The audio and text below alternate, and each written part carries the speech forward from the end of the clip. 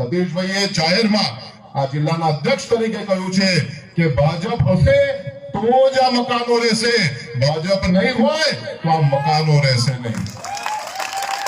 પણ આવનારા સમયમાં આ મહમદનગરીને રામનગરી બનાવવાનું કામ એ વોર્ડ નંબર 7 ના કાર્યકર્તાઓ કરવાના.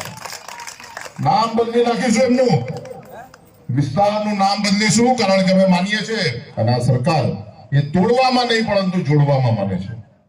મિત્રો, આ વિસ્તારથી જ આખું એનું ઘર ચાલે છે. 512 અહીંયા જે મકાનો બનાવ્યા છે એમાં 100 જેટલા મકાનો એનું ભાડું પણ એવીઓ પોતે ખાય છે. આ થોડા દિવસમાં જ એનું રિઝલ્ટ એને મળવાનું છે.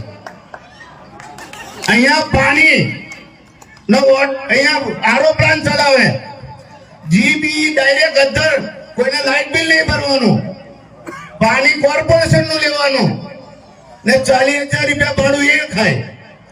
એ અમે 4 દિવસ પહેલા જ બંધ કર્યું અને 1,86,000 નો દંડ આપ્યો.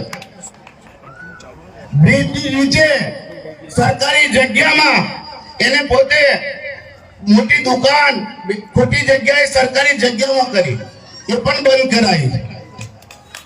હજુ ઘણું બધું બાકી. આ ટેલર છે, હજુ પિક્ચર બધું બાકી.